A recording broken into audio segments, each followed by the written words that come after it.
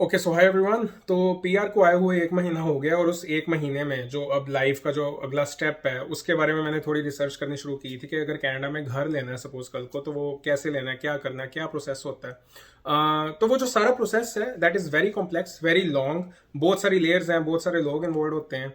तो घर ढूंढने के लिए जो जो चीज़ें पता होनी चाहिए वो सब कुछ अब मुझे थोड़ा सा पता लगा, तो मैंने सोचा आपसे वो शेयर कर दूं कि जब आप इस स्टेज पे आओगे या अगर आप इस स्टेज पे हो तो कौन सी ऐसी टर्म्स हैं, कौन से ऐसे प्रोसेसेस हैं, कौन सी ऐसी बातें हैं जो पहले से ही आपको पता हो तो प्रोसेस ढूंढने तक का जो प्रोसेस है घर ढूंढने तक का वो काफ़ी हद तक थोड़ा बहुत ईजी हो सकता है उससे।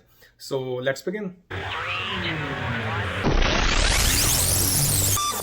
हाँ जी, तो घर लेने के लिए आपको चाहिए पैसे, डॉलर्स, बहुत सारे डॉलर्स। और अगर वो सपोज आपके पास नहीं है तो ऑब्वियसली आप लोन लोगे किसी बैंक से या किसी लेंडर से।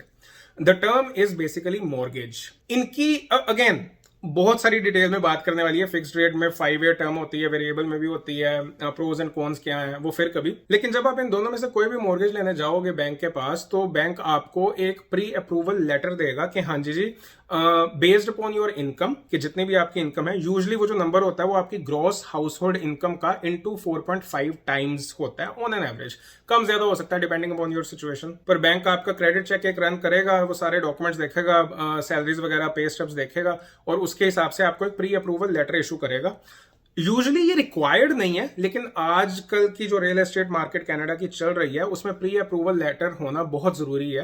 वो क्यों जरूरी है वो इस प्रोसेस में मैं आपको आगे बताता हूं। तो जब आपके पास वो लेटर आ गया उस पर लिखा होगा कि इतनी अमाउंट तक का घर आप ले सकते हो based upon your down payment capacity and बहुत सारे क्राइटेरियाज। अब आप देखने जाओगे मार्केट में घर के इस बजट में आपको कौन से घर मिल रहे हैं। यहाँ घर बता दूं काफी तरह के होते हैं, detached, semi detached, town houses, apartments. ये होते हैं बेस्ड अपॉन देयर स्ट्रक्चर के जी दीवार अगर दोनों साइड से किसी और घर के साथ नहीं लग रही तो डिटैच्ड है, एक साइड से लग रही है तो सेमी डिटैच्ड है, दोनों साइड से दीवारें अटैच्ड ही हैं, पूरे एक लाइन में 4-5 घर बने हुए हैं तो वो टाउन हाउस है। एक बिल्डिंग में आप एक फ्लैट ले रहे हो तो वो अपार्टमेंट हो गया। लेकिन एक और तरह की क्लासिफिकेशन होती है based upon the ownership, freehold या condominium slash strata. Strata British Columbia में स्ट्रेटा बोल देते हैं, यहाँ ओंटारियो में कॉन्डोमिनियम बोल देते हैं। फ्री होल्ड प्रॉपर्टी में मंथली आपकी जेब से कोई एक्स्ट्रा फीस नहीं जा रही। जो मेंटेनेंस है, जो घर के बाहर घास काटनी है, स्नो रिमूवल करनी है, एक्सटीरियर मेंटेनेंस है, रूफिंग है, प्रॉपर्टी इंश्योरेंस, एक्सटीरियर, वो सारा कुछ आपकी रिस्पॉन्सिबिलिटी है फ्री होल्ड में। आप जमीन के और घर के पूरी तरह से मालिक हो और आप ही रिस्पॉन्सिबल हो। लेकिन कॉन्डो और स्ट्रेटा में क्या होता है कि एक मैनेजमेंट कंपनी होती है या एक कॉर्पोरेशन होता है जो प्रॉपर्टी का बाहर से ख्याल रखता है। ये टाउन हाउसेस भी हो सकते हैं, कॉन्डो टाउन हाउसेस भी हो सकते हैं और कॉन्डो अपार्टमेंट भी हो सकते हैं। बिल्डिंग में अपार्टमेंट्स होंगे, टाउन हाउसेस जो कहते मतलब पंजाबी में कहते हैं भी कॉलोनियां कट्टियां होंगी भी शहर च, ते वो होता है बेसिकली एक कॉलोनी काटी होती है और उसमें छोटे छोटे घर बने होते हैं और एक कॉर्पोरेशन होती है जो सारा कुछ वो उस कॉलोनी को, उस एरिया को मैनेज कर रही होती है और उसकी एक अलग से फीस जाती है।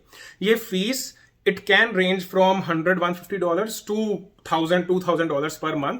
और ये फीस ही है, ये प्रॉपर्टी मैनेजमेंट फीस है, ये इक्विटी में नहीं जा रही, ये अलग से आपकी जेब से जा रहे हैं। इसलिए ज्यादातर लोग कॉन्डो फीस वाले जो घर होते हैं, टाउन हाउसेज या अपार्टमेंट्स, वो ज्यादातर प्रेफर नहीं करते। लेकिन इन्वेस्टमेंट पॉइंट ऑफ व्यू से अगर आप देख रहे हो तो प्लस माइनस सारी मैथमेटिक्स कैलकुलेशंस करके कई बार वो भी ज्यादा अच्छी सेंस बना देते हैं कॉन्डोज भी। तो बेस्ड अपॉन योर प्रेफरेंस आप ऑब्वियसली घर देखना शुरू करोगे, चूज करोगे कि हाँ मुझे ऐसा घर चाहिए। फॉर एग्जांपल पर्सनली अगर मुझे कोई पूछे तो मुझे जी डिटैच घर चाहिए। सभी को एक्चुअली वही चाहिए जिसमें आप जमीन और घर के पूरी तरह से मालिक होते हो, कोई बीच में प्रॉपर्टी मैनेजमेंट कॉर्पोरेशन, कोई बिल्डिंग नहीं है। और ये चीज सबसे ज्यादा डिपेंड करती है ऑफकोर्स बजट पे और जिस लोकेशन पे आप घर लेना चाहते हो। टोरंटो जैसे शहर में अगर आपका बजट 501 मिलियन तक भी है तो भी आपको डिटैच घर नहीं मिलेगा। तो मल्टीपल फैक्टर्स हैं। तो फिर ये चूज कैसे करना भी किस शहर में किस तरह का घर हमें मिल पाएगा किस बजट में। उसके लिए एक जो गोल्डन रूल है, एक स्टैंडर्ड वेबसाइट है, वो है realtor.ca। तो अब realtor.ca पे जाओगे, देखोगे किस एरिया में, सपोज किस शहर में किस सबअर्ब्स रीजन में, आउटस्कर्ट्स में, कहां पे आपको आपके पसंद की कोई प्रॉपर्टी मिल रही है। तो आपको जब अंदाजा हो जाएगा ना कि हाँ जी वहां पे प्रॉपर्टीज हैं आपके मतलब की, तो आप उस एरिया के जो एक्सपर्ट्स होंगे, जो रियल एस्टेट एजेंट्स होंगे, रियल्टर्स होंगे, उनको कॉन्टेक्ट आप कर सकते हो। जो आप realtor.ca पे प्राइस देखोगे ना वो होते हैं लिस्टिंग प्राइस, कि जिस प्राइस पे लिस्ट किया गया है एक घर सेलर के द्वारा भी, हाँ जी वो इतने का जी बेचना चाह रहे हैं, जो भी कोई भी रीजन हो सकता है। कई बार वो अंडर लिस्ट करते हैं, मार्केट वैल्यू से कम का लिस्ट कर देते हैं, लिस्टिंग प्राइस कम रखते हैं ताकि जब फिल्टर लगे, कोई कहे भी जी हाँ अप टू 400,000 का घर चाहिए तो वो वहां पे शो हो जाए, लेकिन मार्केट वैल्यू एक्चुअली उससे बहुत ज्यादा होती है। बहुत सारे टैक्टिक्स होते हैं जो देखने को मिलते हैं जब आप मार्केट में जाओगे घर लेना, तो आपको भी बहुत सारी चीजें नई नई देखने को मिलेंगी। तो वो होता है जी listing price. Purchase price on the other hand वो होता है जो बायर खर्चने को तैयार है उस घर के लिए।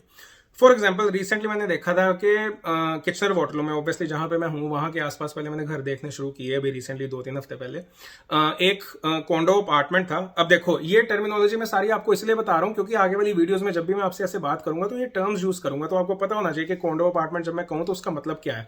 कॉन्डो फीस और बिल्डिंग में एक अपार्टमेंट, तो that is the purpose of this video basically. तो कॉन्डो अपार्टमेंट लिस्ट हुआ था 400 का। वो बिका कितने का? वो बिका जी 200 ओवर आस्किंग 600,000 का। तो जो ओवर आस्किंग है वो जो एक्स्ट्रा प्राइस बायर ने पे किया है, तो 600 इज द परचेज प्राइस और 400 वाज द लिस्टिंग प्राइस। तो जो रियल एस्टेट एजेंट या रियल्टर जिससे भी आप बात करोगे, जिस एरिया में आप घर लेना चाहते हो, वहां पे एक एक्सपर्ट ढूंढ के वो आपको बता देंगे कि जी इतनी ओवर आस्किंग जा रही है, जो स्टैंडर्ड रेट है या स्टैंडर्ड परचेज प्राइस जनरली जा रहा है as per the data, as per the previous months trends जो भी है वो इतना जा रहा है। तो आपको पता लगेगा जब आपको बिड करना है किसी घर पे। बेसिकली यहाँ पे नीलामियां होती हैं घर की, ऐसी मार्केट हो चुकी है अभी। तो जब आपको बिड करना है, आपको ऑफर कितने का सेंड करना है, ये सारी चीजें आपको पहले से पता होनी चाहिए, तो ईजी होएगा। क्यों? क्योंकि यहाँ पे जो बिडिंग होती है वो वैसे नहीं होती कि हाँ किसी ने अगर 400 का घर 500 का ले लिया तो आपको भी नहीं, जो मैं 550 का ले लूंगा, आपको देख के अगला 600 का कहेगा, उसको देख के अगला 650 का कहेगा, ऐसा नहीं होता।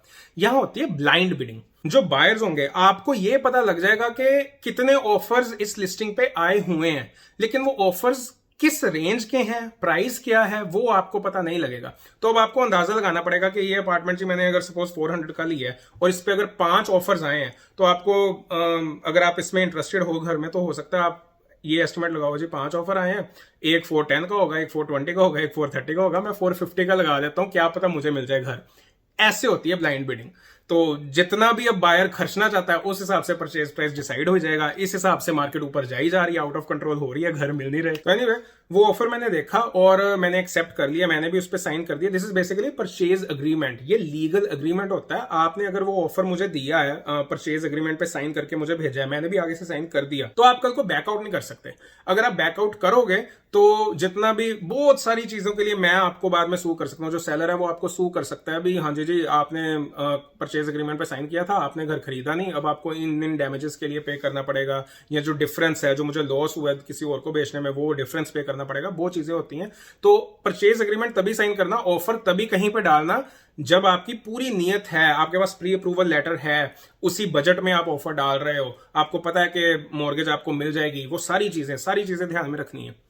कंसिडरिंग दैट, ऑफर में ये जो आप परचेज अग्रीमेंट सेंड कर रहे हो, ये जो ऑफर डाल रहे हो, उसमें आप कुछ कंडीशंस भी लिख सकते हो। कंडीशंस इन द सेंस कि जी आप घर तभी खरीदोगे अगर आपकी मॉर्गेज अप्रूव होएगी। आप घर तभी खरीदोगे कि अगर कोई हाउस इंस्पेक्टर या होम इंस्पेक्टर आके इंस्पेक्ट करेगा हाउस, वो कहेगा जी हाँ जी घर गुड टू गो है, कोई फाउंडेशन इश्यूज नहीं है, कुछ बड़े इश्यूज नहीं है। ऐसी कंडीशंस बहुत सारी आप डाल सकते हो, बट ये मार्केट पे डिपेंड करता है। अगर आप जैसी मार्केट अभी कनाडा में अभी चल रही है, अगर आप ऐसी सेलर्स मार्केट में अगर आप कंडीशंस डालते हो, तो क्योंकि अब देखो ना, अगर आप मॉर्गेज की कंडीशन डालोगे जी मॉर्गेज जब अप्रूव होएगी तब मैं घर लूंगा, तो सेलर मेरे पॉइंट ऑफ व्यू से देखो तो मेरे पास तो एक अनसर्टेनिटी आ गई ना कि हाँ जी अब बैंक पे डिपेंडेंट हो गया, ये घर बिकेगा नहीं बिकेगा। तो अगर कम प्राइस में कोई अनकंडीशनल ऑफर होएगा ना, जिसपे कोई कंडीशन नहीं है, कि वो बंदा कह रहा है जी आपने 5 का डाला कि लेकिन एक 480 का अनकंडीशनल ऑफर पड़ा है, वो कह रहा है भी 480 का मैं ले लूंगा जो है कुछ भी हो जाए, तो ऑब्वियसली एज अ सेलर मैं उसकी तरफ ज्यादा इंक्लाइंड हो जाऊंगा कि मुझे पता है कि 480 तो आ ही जाएगा। That is the thing. और ऐसी मार्केट अभी है। तो ये है जी, ये बस मैंने सारे नोट्स लिखे थे यहाँ पे। ऐसा है कि अगर आपका ऑफर एक्सेप्ट हो जाता है, कंडीशनल अनकंडीशनल डिपेंडिंग अपॉन किस मार्केट को आप टारगेट कर रहे हो, तो वो ऑफर आपको मिल जाएगा, वो लेके आप बैंक जाओगे, फिर आगे की फॉर्मेलिटीज बाद में होती हैं। So this is the way कि आपको घर मिल सकता है, अभी घर ढूंढने तक का प्रोसेस। बस ये बताना था, अभी तक मुझे इतना ही पता है, तो जैसे जैसे आगे पता लगी जाएगा आपको बताऊंगा। This is very exciting.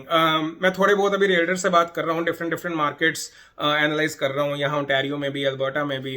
But मेरी देखो प्रेफरेंस तो यही है कि मैं ओंटारियो में रहूँ, बट लेट्स सी, देखते हैं क्या होता है। So that's it and I hope it